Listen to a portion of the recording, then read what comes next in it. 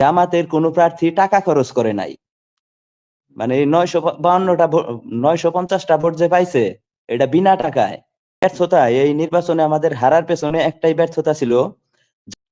আর sir বললো যে টাকা সরাসরি করছে, কিন্তু ওই ধরনের কোনো করে নাই। আর যদি ওইভাবে টাকা সরাসরি করতো তাহলে সব এলাকায় কিছু ছেঁচড়া লোক আছে যাদেরকে টাকা দিলে ভোট দেয়, ওইটা সব এলাকায় আছে। আমার এখানেও ছিল যে তাদের দেখছি যে বিএনপি 500 টাকা দিয়ে তার সারাদিন ঘুরাইতে পারছে একজন লোকরে।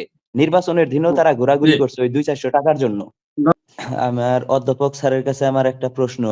তিনি বলল যে এই বিগত 12 তারিখের নির্বাচনের আগে তিনি অনেক টাকা সরাসরি হতে দেখেছে। মানে কিন্তু স্যারের কথা বুঝলাম না যে এই টাকাটা কে সরাসরি করছে। আর স্যারের কাছে আমার প্রশ্ন, আমি আমার যে আসনে বা আমার কেন্দ্রে যে নির্বাচনটা হয়েছে, যে ওই আমার কেন্দ্রের ফলাফলটা বলি।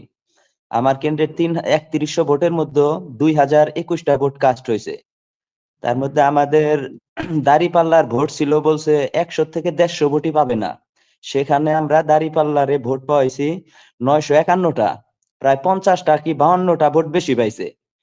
কিন্তু আমাদের ব্যর্থতা, এই নির্বাচনে আমাদের হারার পেছনে একটাই ব্যর্থতা ছিল, জামাতের কোনো প্রার্থী টাকা খরচ করে নাই। মানে 950টা ভোট যে পাইছে এটা বিনা টাকায়।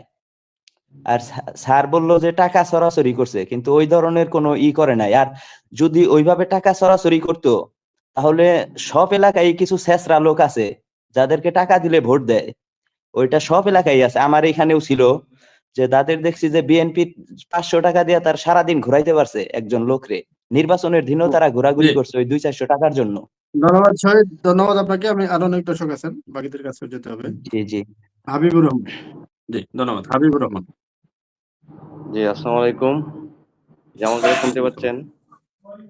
জি শুনতে পাচ্ছি, শুনতে পাচ্ছি। জি, প্রথমে আমি লেফটেন্যান্ট কর্নেল হাসান স্যারকে স্যালুট দিচ্ছি। উনি সারা মানুষের পক্ষে ন্যায়ের পক্ষে কথা বলে। এবং আমার প্রশ্নটা হচ্ছে অধ্যাপক স্যারের কাছে, যে উনি যে বাউফলে একটা কথা বলছেন এবং আর এই টাকার কথা বলতেছেন, কিন্তু আমি স্যারকে একটা প্রশ্ন করতেছি যে নির্বাচন পরবর্তী যে 2-3 দিনের ভিতরে যে ঘটনাগুলো ঘটতেছে হাতিয়া তথা সারা বাংলাদেশেই, সেগুলো তো আমরা সবাই দেখতেছি, স্যারও নিজে দেখতেছেন, কিন্তু আমরা সেগুলো স্বীকার করলে কি হয়? যেটা সত্য সত্য বলি, যেটা মিথ্যা মিথ্যা বলি। আমরা তো এমন দেখি নাই জামায়াতে প্রায় 70 জনের মতো নির্বাচিত হয়েছে, কিন্তু কেউ কোথাও হামলা করতে বা কেউ কোথাও কারো উপর অত্যাচার করতে। কিন্তু বিএনপি এই নির্বাচনে জয়লাভ করেই তা শুরু করে দিয়েছে। যদি এভাবে চলতে থাকে, তাহলে এইভাবে চলতে থাকে, আল্লাহ না করুক মতো আবার জনগণ মাঠে বাধ্য হবে। এতটুকুই আমার বলা ছিল। ধন্যবাদ। নজরুল ইসলাম বলেন, প্রশ্ন থেকে বলেন। আসসালামু আলাইকুম সম্মানিত সঞ্চালক ভাই, অতিথিবৃন্দ, বিশ্বের যে যেখান থেকে দেখছেন শুনছেন, হাসিনুর ভাইয়ার কাছে আমার জিজ্ঞাসা, রেজাল্টের মাত্র একদিন পর যেখানে আমরা সুশাসনের সুবাতাসে ভরপুর থাকবো, সেটা না পেয়ে পেলাম 3টি লাশ, জামাতের আমিরের বাড়িতে হামলা, সাপ্তাকলিতে ভোট জয়, মহিলা দর্শন, আওয়ামী লীগ অফিসের তালা খুলে দেয়া। আমরা তো ভালো চোখে দেখছি না আপনাদেরকে। যাই হোক, আমার হাসিনা ভাইয়ার কাছে যে প্রশ্নটা আমার ছিল, এই চাওয়াটা কি আমার ভুল যে আগামী সংসদের অধিবেশন প্রথম যেদিন হবে এই বিষয়গুলো সর্বাগ্রে প্রাধান্য দিতে হবে? জুলাই সনদের বাস্তবায়ন, শাপলা পিনকালা হত্যার বিষয়ে সুস্পষ্ট ব্যাখ্যা, সম্প্রতি ছাত্র জনতা হত্যা, পাতারকৃত অর্থ ফেরত আনা, খেলাফি ঋণ আদায় করা, সাগরুন্নি হত্যা, মুনিয়া হত্যার বিচার এবং অসিফ প্রদীপের ফাঁসি, এইগুলো যেন আগামী সংসদের প্রথম অধিবেশনের প্রথম এজেন্ডা যেন হয়। না হলে ভাববো সবাই মির্জাফর, ক্লাইভ এবং জগৎ শেঠ দ্বারা পরিচালিত। আর একটা কথা ঘৃণার সাথে রাজনীতিবিদদের বলতে চাই, আমাদের কি আপনারা শান্তিতে থাকতে দেবেন না?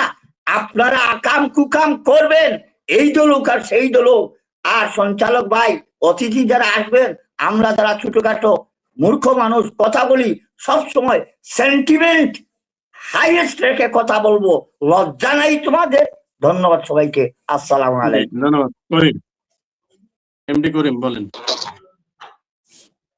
আসসালামু আলাইকুম ওয়া রাহমাতুল্লাহি ওয়া বারাকাতুহু।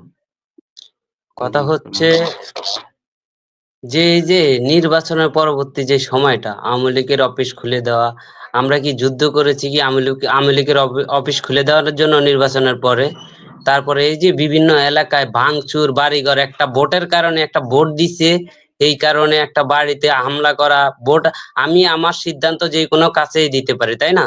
তাইতে কি আমি ভোট দিতে অমুক প্রার্থীকে ভোট দিলাম কেন, এই জন্য আমার বাড়িতে আক্রমণ?